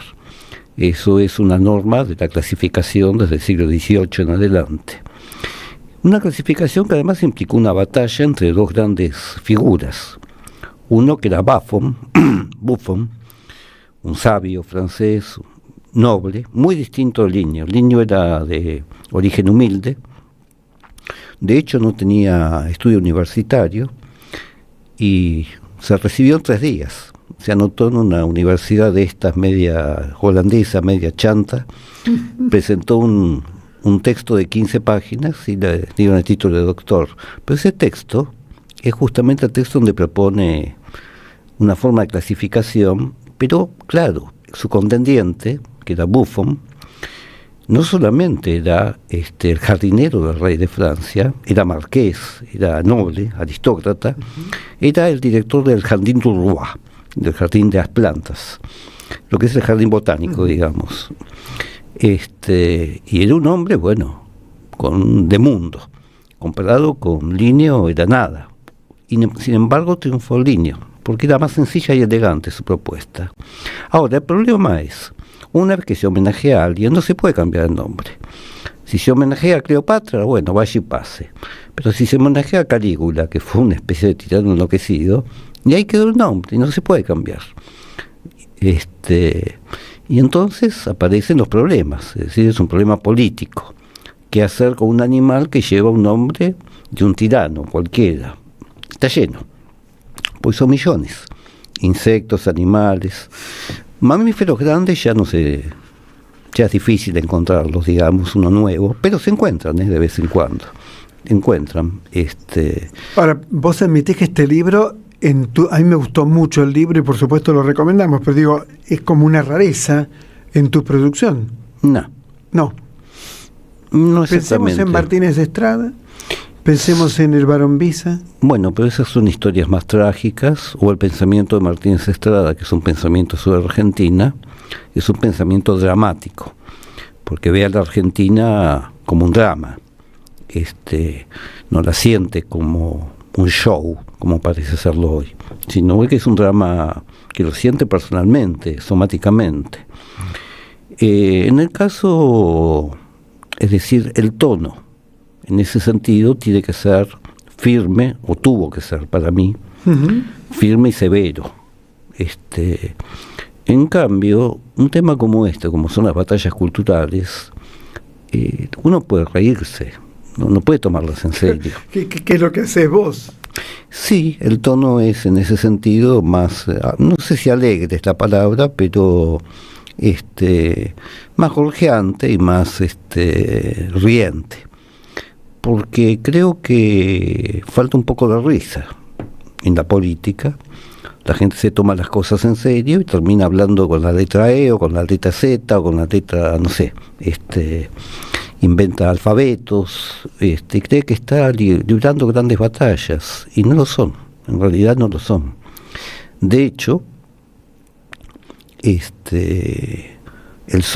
la sola voluntad de clasificación es una costumbre europea que no existe en otras naciones, en otros pueblos, otras culturas, no existía. Existía así, daban nombre a un animalito, que es un bichito. De hecho, hay uno muy cómico, una ranita, que se descubrió en Colombia hace unos 15 años, que tiene como nombre ni puta idea. Perdón por la palabra, pero tiene ese nombre en latín. Ese nombre. Sí, le pusieron eso porque los campesinos estaban tan podridos de los europeos hace 100 años, que llegaban preguntando por el nombre de tal batracio o de tal serpiente, que le decían ni puta idea. Y entonces, como homenaje... ¿Quedó eso? Sí, y una revista científica brasileña aceptó el paper, pues han sido un paper para... ¿Cómo vivís este libro en relación al momento, sí, para mí dramático, político de la ultraderecha que vivimos? Bueno, yo publiqué otro libro sobre Hayek y Mao Zedong, es decir, sobre dos formas distintas de pensar la relación entre ciudadano, libertad, economía, donde también, con cierto humor y distancia, pero más con miedo, porque estamos hablando de estados que pueden destruir personas, pienso un poco ese problema. Es decir, la reaparición de pensamientos ultras, en este caso, muy distintos, porque por un lado, lo que se llama, con mucha confusión, ¿no? O sea, es más claro en el caso de China, que nos encontramos ante un titanismo, es decir, una especie de como comunismo capitalista. A pesar de que parece una contradicción, es eso lo que es, un Estado sin duda dirigista, que maneja con mano de hierro, digamos, a la opinión pública y a todas las actividades, y que al mismo tiempo produce objetos de consumo que se distribuyen por todo el mundo, y que está creciendo, y que tiene mucha paciencia, y que seguramente va a dominar, como mínimo, todo Oriente, como mínimo. Esto es resultado de un fracaso, del fracaso de las revoluciones clásicas. Es decir, hablar hoy del comunismo soviético de la época, el comunismo soviético de la época del comunismo maoísta, es hablar de antiguallas, de dinosaurios, es decir, no existen. Ahora, dieron como resultado lo que hay, autocracias. En el caso de la derecha, lo que se llama derecha, son palabras que yo no uso, las estoy usando ahora para, ¿cómo decirlo?, para que nos entendamos. En el caso de la derecha, ahí hay confusiones. Por ejemplo, se confunde a Milei con Trump, y en realidad la política de Trump es proteccionista, no es una de libre cambio. Hacen libre cambio cuando les conviene, y si no, te meten aranceles 100%. O sea, usan lo que llama tarifas, lo que se llama tarifa, como modo de castigo. Pero claramente son sistemas de producción que necesitan de gobiernos que intervengan en la economía. El gobierno norteamericano interviene con tasas, con tarifas, con políticas, como el gobierno argentino también. O sea, lo que se llama desregulación es una regulación, en última instancia. Ahora, ¿cómo es que, por un lado hay un discurso acerca de la libertad, y por otro lado hay una práctica, que es de control estatal de la situación y de dividir a la población según amigos o enemigos? Eso es clásico en la política, es decir, definir a un enemigo y atacarlo permanentemente. Lo hacen todos, derecha, izquierda, cada cual es el enemigo del otro, y por lo tanto se entienden, porque entre enemigos se entienden. El que pierde ahí es el que está autónomo, digamos, el que está libre. Ahora bien, el problema es que la apropiación de la palabra libertad, apropiación no es la palabra, sino el uso de la palabra libertad, fue fácil, sobre todo en Argentina, para estos así llamados libertarios, porque la izquierda no la usaba. La izquierda usaba otras palabras. Solidaridad, usaba la palabra igualdad, la palabra el Estado como protector, pero de ninguna manera usaba la palabra libertad, es decir, la había olvidado. Ahora, cuando vos decís yo no hablo de derecha, ¿cómo podés definir el gobierno de Milei? ¿Cómo puedo definir? Yo digo ultraderecha. Mira, a ver, si uno toma las ideas que el tipo dice encarnar, él, pues los demás son todos unos lumpen, y nadie sabe nada acá. Es decir, las ideas que él llama anarcocapitalistas, que tienen además diversas subfamilias, los minarquistas, que es una especialidad también, la idea del Estado mínimo, la escuela de Austria. Sí, que es una especialidad económica, además, que poco se entiende. Es decir, yo creo que nadie que esté al lado, ni siquiera el ministro de Economía entiende claro lo que es esa escuela austríaca de economía. No, claro que no, Caputo seguro que no. No, y además, ¿qué es lo que hay detrás? Es un pensamiento que no nace en Austria, sino en Estados Unidos. Hayek, que tanto es mencionado por Milei, y que por cierto tenía toda la familia nazi, toda, El padre fue fundador de una asociación de médicos étnicamente puros, es decir, no hace un espanto. Sí, bueno, la madre era miembro de la rama femenina del partido nazi, y el hermano pasó por 2 procesos de desnazificación, no por 1, por 2, porque utilizaba cadáveres del campo de concentración, es decir, encargaba ejecuciones para hacer anatomía, un experto en el pulmón, un anatomista. Entonces Hayek se fue de Austria en 1931, muy tempranamente, era joven, se va a Inglaterra, de ahí a Estados Unidos, donde sí hay un personaje que no es tan conocido, se llama Ayn Rand, es una originalmente rusa, que es la fundadora del pensamiento libertario, digamos, una fanática. La idea de ella era, a mi derecha la pared. Cuando llega Hayek, lo echa a patadas, porque lo considera un tibio, una palomita, una especie de... ¿Cómo era el intendente de acá? De Rodríguez Larreta, más o menos. Es decir, en otras palabras, existe en Estados Unidos un partido libertariano que se presenta a elecciones cada 4 años, saca el 1% de los votos, siempre. El personaje fundamental ahí es un tipo llamado Murray Rothbard, ya murió, que se da cuenta que no van a ningún lado, que tienen las ideas de la libertad, como ellos la consideran, que es básicamente una tradición norteamericana individualista en contra de lo que ellos llaman el establishment, es decir, el Estado, Washington. Rothbard se da cuenta que no van a sacar nunca más de 1% de los votos, por lo tanto dice, tenemos que volvernos populistas, como ellos, como los comunistas, como los africanos, como los latinoamericanos, y tenemos que encontrar el mejor candidato posible dentro de lo que hay. Y se fijan en el Partido Republicano y apoyan a Pat Buchanan, que era un tipo de derecha, que le fue mal en las internas, pero que además era un antisemita fanático, era un famoso negador del Holocausto, tanto que llegó a publicar un artículo famoso, creo que en el Washington Post, donde dice que el campo de concentración de Treblinka no murió nadie. Y aún así, Rothbard se da cuenta que necesita ese tipo de personajes, que encarnen en lo posible lo más ultra, que no es lo que ellos querían, pero es lo que hay. Milei es lo que hay, vamos a ponerlo de esta manera. Es un tipo que parece haber descubierto el camino a Damasco, no hace tanto tiempo, hace unos 10 años, 15, descubre a la Escuela Austríaca de Economía, que por cierto jamás han utilizado en Austria la Escuela Austríaca de Economía, porque para cuando Hayek publica su libro Camino de la Libertad, Austria estaba había sido subsumida por Alemania y después se vuelve socialdemócrata. En otras palabras, en Austria es un chiste Hayek. No para los liberales, que lo tienen en gran estima. Pero Hayek era un profesor universitario en la Universidad de Chicago hasta que le dan el premio Nobel de Economía.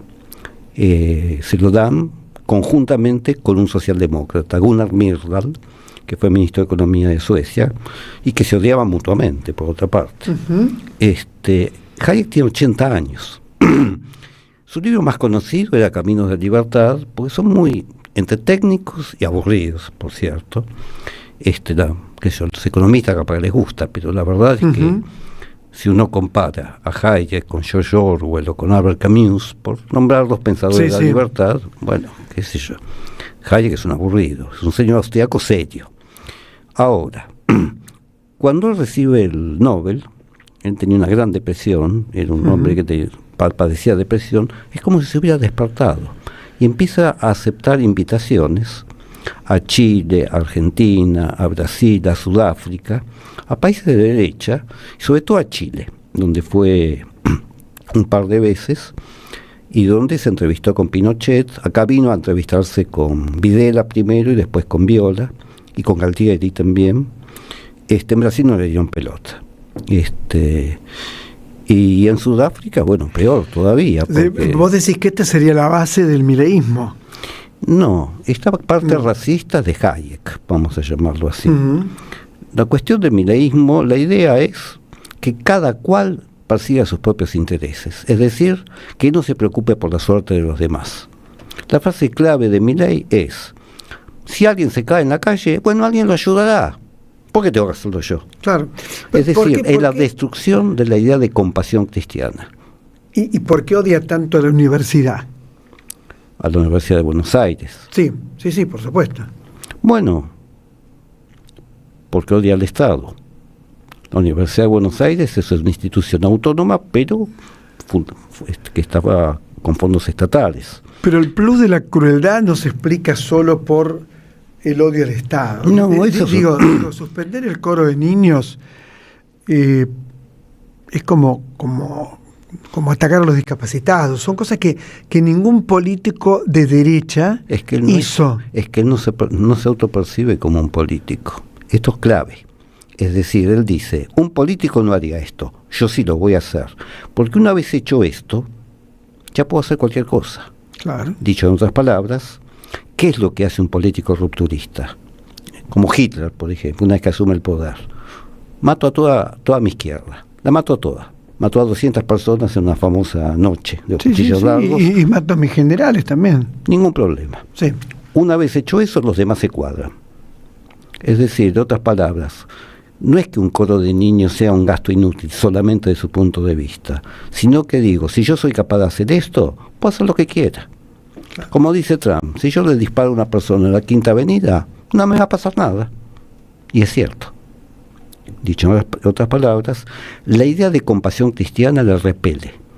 Lo que a él le importa es que cada cual siga sus propios intereses. Ahora, las cuestiones psicológicas de por qué el personaje es tan cruel o tan o le gusta decir ese discurso cruel y esas psicopateadas, digamos, bueno, en parte lo explicará algún psicólogo o alguien que esté más capacitado que yo, pero en parte también hay que tener en cuenta que la cultura política argentina ha degenerado lamentablemente desde hace mucho tiempo en un tipo de palabrerío insultante que no lo inventó Milei, para nada, que es viejo.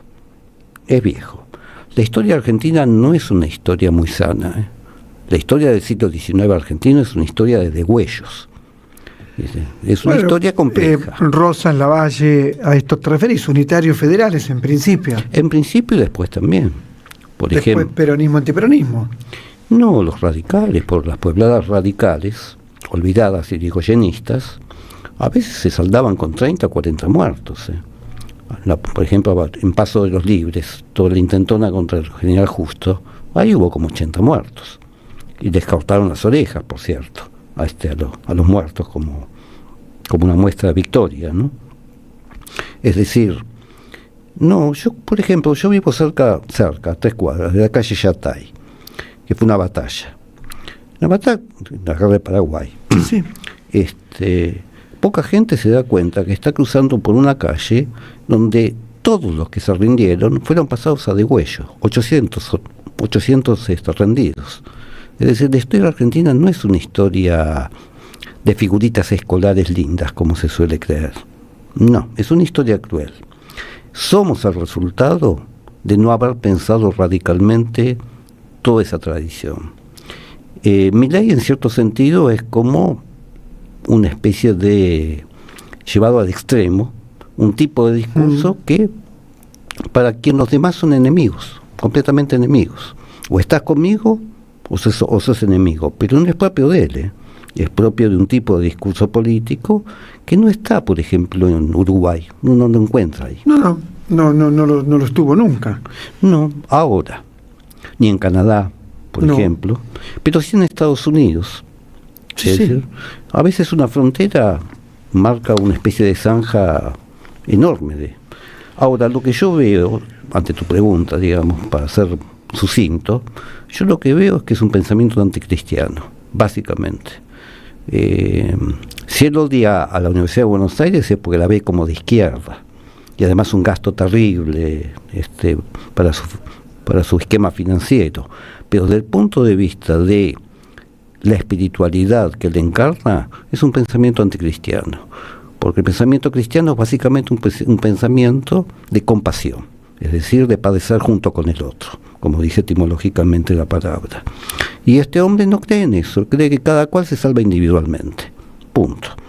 Individualmente quiere decir de acuerdo a sus fuerzas y a sus esfuerzos. Por eso, como se diría, en la chapa.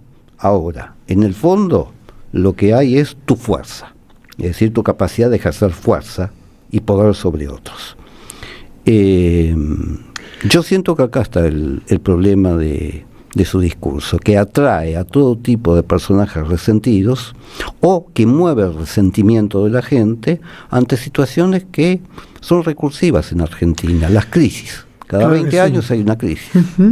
Estamos conversando con Cristian Ferrer y tengo aquí un libro, El cielo fuera de quicio, Libre Cambio y Proteccionismo. ¿Por qué no decimos algo de este libro? Bueno, básicamente esto que estaba diciendo, ¿no? Es decir, es la historia, por un lado, enfrentados en espejo, de la Escuela Austríaca de Economía, o de la vida de Hayek, básicamente, y las ideas de él. Es decir, en otras palabras, más que las ideas, los momentos en que tomó partido político, que fue muy de grande, a los 80 años. Él no tuvo ningún problema en decir que Pinochet era un titán de las reformas económicas y que se necesitaba a veces una dictadura transicional y que la democracia es un problema. Esto es otro puntal, me parece, del pensamiento de esta gente. Es decir, la democracia es mala, la república es buena, pero la democracia es mala. Porque la democracia lleva a excesos. La Revolución Francesa, la Revolución Norteamericana, la Plaza Tiananmen, es decir, al desorden. Por lo tanto, es un pensamiento antidemocrático. No es que nieguen el juego de mayorías y minorías, no, eso no. Pero eso es una vez cada 2 años, una vez cada 4 años. La democracia en acción, es decir, el pueblo en la calle, es algo que las repele. En otras palabras, libertad es lo contrario de democracia para ellos, cosa que la izquierda habitualmente junta, pero para ellos no. Ahora en China anda a hablar de libertad. No, seguro. Incluso en lo que, digamos, un país como Nicaragua cree que es de izquierda, es un país de ultraderecha. No, es una república bananera clásica, es decir... digo, después de tirar a Somoza, ¿qué pasó para que hoy sea un país tan represivo, tan brutal?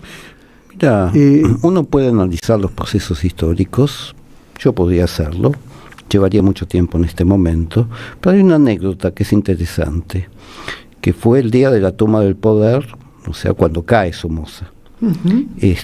Bueno, 2 comandantes del Frente Sandinista se agarraron a los tiros para ver quién ocupaba la principal mansión de la ciudad, y uno quedó paralítico para siempre. 2 comandantes. Es decir, cuidado, el poder trae privilegios, hay una nueva casta que emerge. Estaba Corrieran Merlo, cuando digamos uno de los que estaba en ese momento era Corrieran Merlo. Sí, pero un personaje menor dentro del juego, del levantamiento popular. Había llegado a ser demasiado impopular, por decirlo de esta manera. De todas maneras ya es una caricatura ese país, ¿no? O sea, se parece. ¿Por qué digo repúblicas bananeras? Porque hay una tradición en todo el Caribe, y básicamente en Centroamérica, de este tipo de gobiernos que son no solamente represivos, sino que además se creen mesiánicos, y en algunos casos homicidas. No hay que olvidarse que en El Salvador en la década del 30 hubo un dictador que se llama Maximiliano Hernández, creo, asesinó a 200.000 campesinos. Son cifras, no sé, que escapan al entendimiento. Directamente. ¿Y tu interés por Martínez Estrada sigue presente? No, ya me despedí. ¿Y el pensamiento de Martínez Estrada hoy qué nos dice? Para mí, Radiografía de la Pampa es un libro que explica la Argentina. Tanto como el Martín Fierro sigue explicando la Argentina también, curiosamente.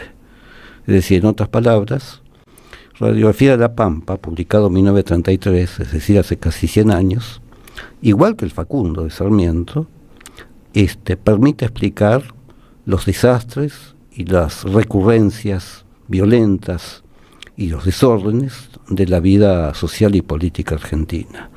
Él vio algo, y era un hombre que era un poeta, que de repente, en una especie de transformación metamorfótica inconcebible casi, se transforma en un ensayista, es decir, abandona la poesía, por la cual había obtenido varios triunfos literarios, y decide explicar la Argentina. Eso es como una decisión inusual, es como un salto al abismo, porque cuando a alguien le va bien en un oficio o en un menester, sí, no cambia. No, más bien sigue ahí. Bueno, tenemos 3 libros de Cristian Ferrer. No en mi nombre, Taxonomía y Política, lo mostramos en cámara para que quede claro. Ahí está muy bien. Tenemos El entramado, el apuntalamiento técnico del mundo de Cristian Ferrer, y tenemos El cielo fuera de quicio, libre cambio y proteccionismo. Todos excelentes, o sea que no dejes de leer a Cristian Ferrer. Es realmente apasionante cómo razona, ¿no? Porque uno dice, se mete en el mundo de Ferrer y después le cuesta salir.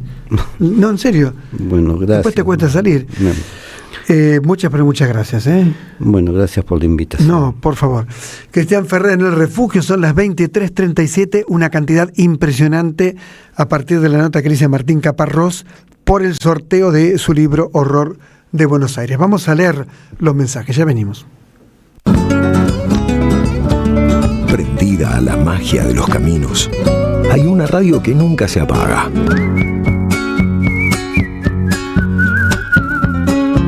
Porque es demasiado aburrido seguir la huella. Prende la radio. Prendete. AM530. 20 años. Somos radio. Somos comunidad.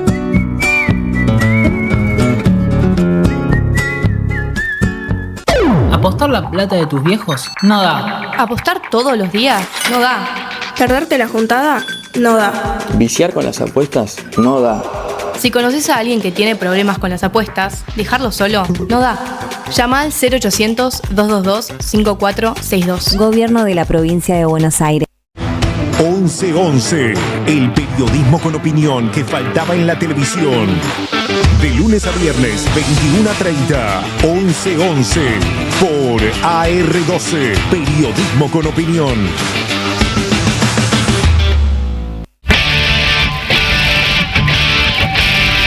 Carlos Polimeni está en AM530. Luciana Jury, gracias por venir a la radio en medio de todo. Acá estamos aterrizando. Creo que Luciana se podría edificar todo el resto de su carrera cantando la obra de Leonardo Fabio, de su tío, y sin embargo no lo hace. No, todavía. Solamente ha pedido. Vamos a hacerlo en algún momento. Alguna cosa con. Ay, siempre me dicen, ay, hay una orquesta para hacer las canciones. Y bueno, sí, él fue que me dijo, nena, acá hay que laburar, hay que hacer. Alguien en la familia tiene que laburar. Me dice, ¿por qué no haces farmacéutica? Si vos estudiás farmacia, yo te pongo una farmacia. ¿Y qué fue a hacer? Farmacia. Duré un suspiro. A las 14, la tarde con Polimeni, en AM530. 20 años. Somos radio. Somos comunidad. ¿Pensás que pautar en radio es caro o no es para tu negocio? El mercado cambió. Hoy el consumidor está hiperconectado. Escucha la radio, mira el streaming y sigue las redes. En tiempos donde cada peso cuenta, AM530 no te ofrece solo un segundo de aire. Te ofrece entrar a un ecosistema vivo, combinando tanda tradicional, menciones en vivo de los conductores que la gente ya elige y campañas digitales integradas. Creamos un plan a la medida de tu presupuesto para transformar oyentes en clientes fieles. Así, vendes más.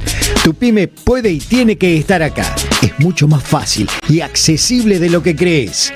Mandanos un WhatsApp hoy mismo al 11 64 19 16 50 o un correo a anuncios am530@gmail.com y armemos tu propuesta. AM530, somos comunidad. Hasta la medianoche, Osvaldo Quiroga te acompaña en un viaje cultural. Teatro, cine, literatura, artes visuales y debates. En El Refugio. Osvaldo Quiroga y oyentes del Refugio. Les habla Juano Villafañe para invitarlos a la presentación de mi libro Antología Personal, Poesía Reunida de Ediciones Barnacle, el martes 25 de agosto a las 19:30 horas en el Centro Cultural de la Cooperación. Los espero. Muchísimas gracias. Dormir, nena, te hace bien, te aseguro que será mejor. Dormir por lo menos hoy, hace días que no ves el sol. Salgamos a caminar, yo conozco un bar en la estación. Salgamos sin querer volver, es extraño aquella sensación. Cuando pasaban las horas así. Hay ciertas cosas que ya no están. Dame un talismán, no te diré para qué jamás.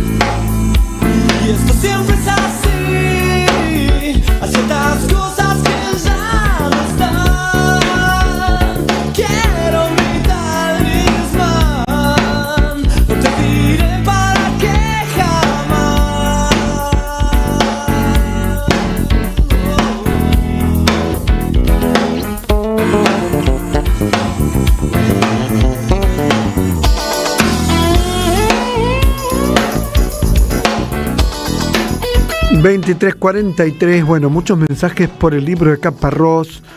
Gerardo nos deja sus últimos 3 números. Ana de Palermo, buenas noches. Osvaldo, y tu refugio, que es de los oyentes, por supuesto, que van a escuchar a Caparrós. Participa Ana con su DNI. Me encanta. Hola Osvaldo, excelente la entrevista a Martín Caparrós. Quisiera participar del libro, mi DNI termina en. Me encanta el programa diario en perfil, cariños y gracias, Romina. Claro, es el programa que hacemos todos los días, ronda de escritores de 6 a 7 todos los días. Lo puedes ver en Flow 571 y en muchos otros canales, ¿no? En Telecentro, en muchos. Hola, buenas noches, gran programa, gracias, tu oyente patagónica. Mira, desde Chubut, Cristina. Desde Chubut, bueno, te mando un abrazo, Cristina. Muy bueno el reportaje y la editorial, me gustaría tener el libro, dice Griselda. Hola Osvaldo, qué hermosa nota. Escuchar a Martín Caparrós y su desborde como escritor. Su palabra siempre justa sobre la realidad y que dramatiza todo. Te quiero. Tu programa es un deleite, dice Griselda de La Plata. A esta hora ya estamos tropezando, ¿no es cierto? Hola Osvaldo, qué hermosa nota escuchar a Martín Caparrós y su desborde como escritor, ya lo leí. Buenas noches, deseo participar en el sorteo de Horror de Buenos Aires, que es el libro de Caparrós, ¿no? Gracias, Estela de Merlo. Bueno, muy buen programa, gracias, Robert. Hola Osvaldo, no leí a Caparrós, así que quiero participar para el sorteo de su libro. Roberto deja su DNI, gran entrevista, dice. Hola, excelente editorial y entrevista. Participo por el libro, Alicia de Ituzaingó. Hola Osvaldo, bueno, Mirta Sain, Jorge Alberto Méndez, ¿qué tal Jorge? Y muchos más mensajes, todos al 11 3200 0530, y escuchamos ahora entonces a Ulises Rodríguez a las 23:45. Estrenos, documentales, ciclos de cine. La magia del séptimo arte en El Refugio. Buenas noches Osvaldo, buenas noches a toda la audiencia del Refugio, espero que se encuentren muy bien. Hoy vengo a traerles 2 propuestas muy diferentes para ir al cine en Buenos Aires, para festivalear en Buenos Aires, porque esta semana arrancaron 2 festivales de cine, comenzaron el martes 18 de agosto, 2 festivales de cine que proponen recorridos cinematográficos completamente diferentes. Estoy hablando, por un lado, del Festival Internacional de Cine Africano en Argentina, el FICA, que comenzó a desarrollarse el 18 de agosto y se extiende hasta el 30 de agosto, bajo el lema Desde las Raíces, imaginar otros futuros. El FICA, en esta oportunidad, presenta más de 30 películas provenientes de 25 países. Hay ficción, documental, animación, clásicos, estrenos y también películas vinculadas con las comunidades afroargentinas y con las distintas diásporas africanas. Y esto es importante porque el FICA no propone solamente películas sobre África, que es lo que uno podría pensar, sino que lo que busca es acercarnos a los cines africanos y afrodescendientes desde sus propias miradas, con una enorme diversidad de territorios, lenguas, historias y formas de contar. Porque esto de contar el cine es una cuestión de identidad cultural. Entonces, entre las películas que les recomiendo especialmente, ¿no?, está Katanga, la danza de Scorpions, que es de Dani Koyate, una producción de Burkina Faso del año 2024, que toma nada menos que a Macbeth de Shakespeare y traslada esa historia de ambición y lucha por el poder a un contexto cultural africano.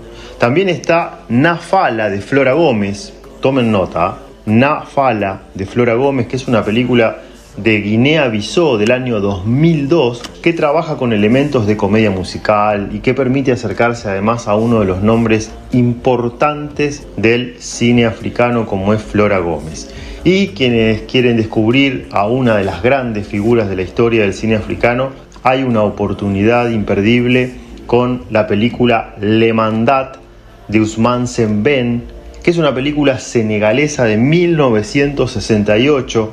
Es uno de los grandes clásicos de la cinematografía senegalesa, que durante mucho tiempo tuvo muy poca circulación fuera de Senegal, fuera del continente africano, y llega a la Argentina. Y también hay una mirada hacia la industria de Nollywood, que es el polo cinematográfico de Nigeria. El sábado 29 se va a proyectar Son of the Soil de Chi Keun-swon, y habrá además una charla sobre el desarrollo de la industria audiovisual nigeriana.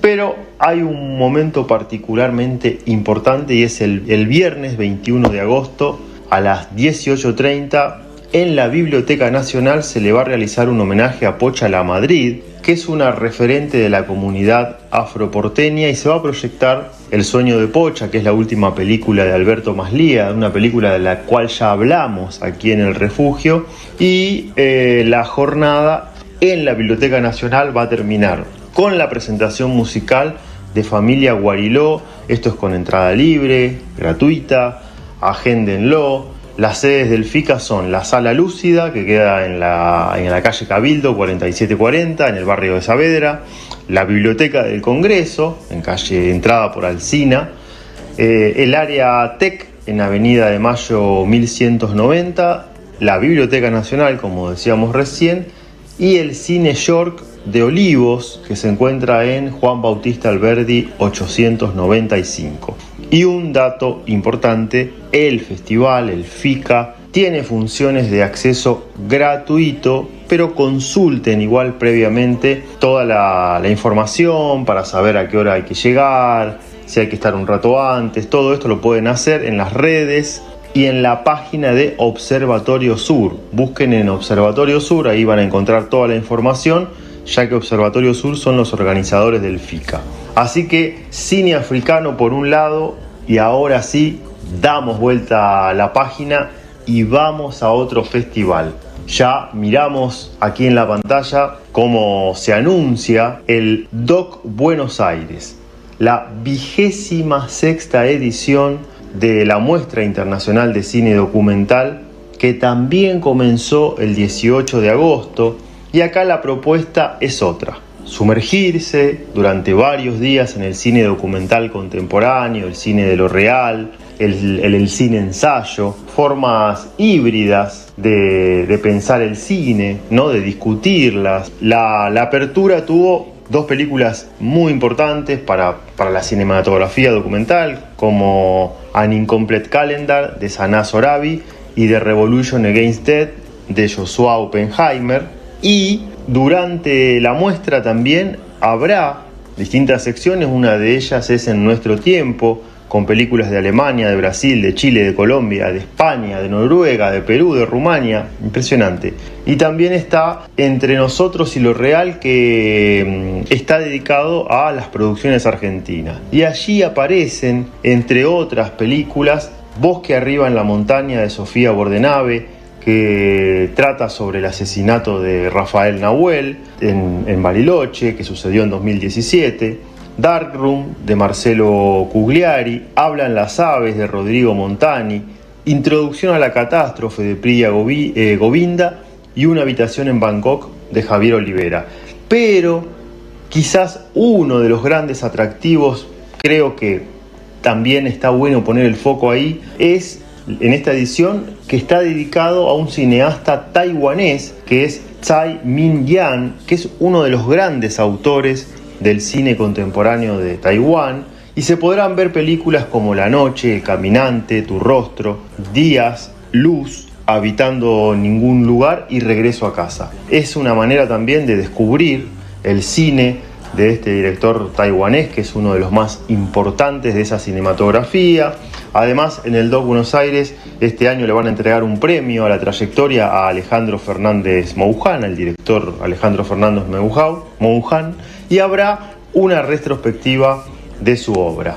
Las proyecciones presenciales son en 3 espacios: en la Sala Leopoldo Lugones, que es en la Avenida Corrientes 1530, del Teatro San Martín, la Sala de Directores Argentinos Cinematográficos de DAC, en calle Vera 559 del barrio Villa Crespo, y el Cine Arte Cadelfia, que queda en la avenida Presidente Roque Sáenz Peña 1150.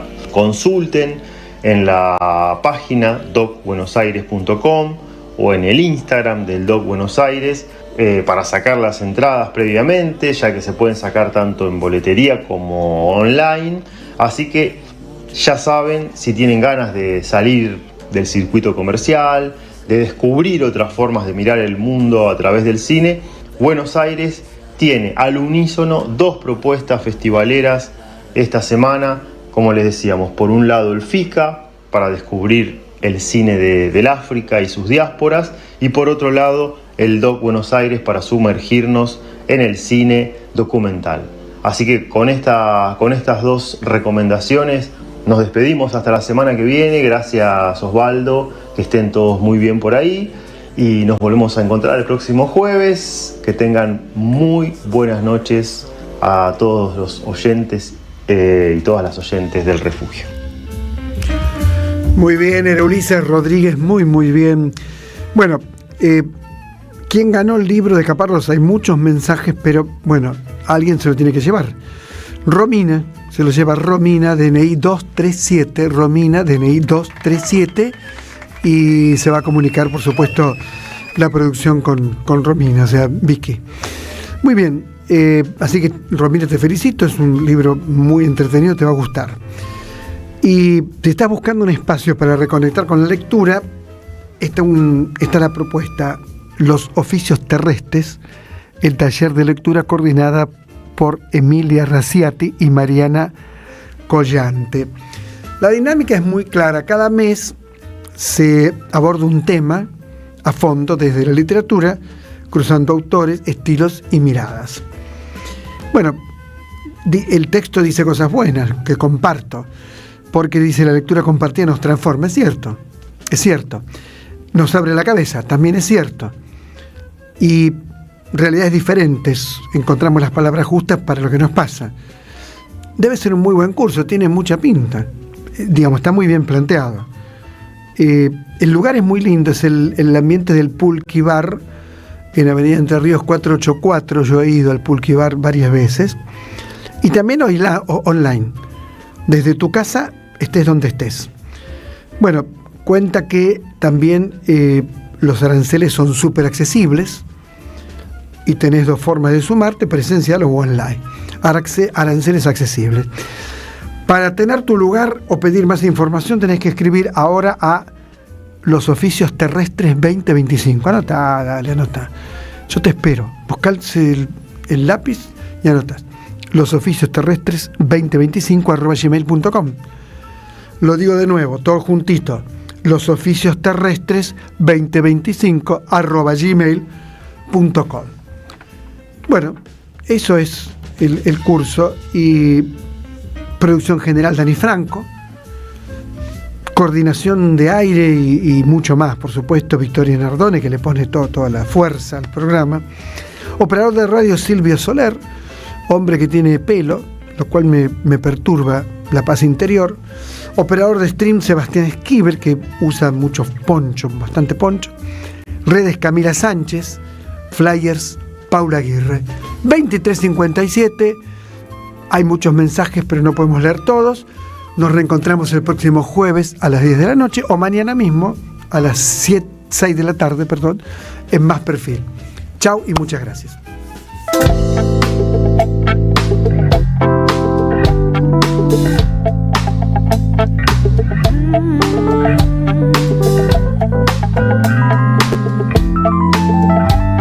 No podemos mandar más fruta, nos van a sacar la ficha. No podemos mandar más fichas, nos van a sacar la fruta. Quiero quererte sin juzgar y sentirme tranquilo aceptándome a mí en tu rebote. Este es el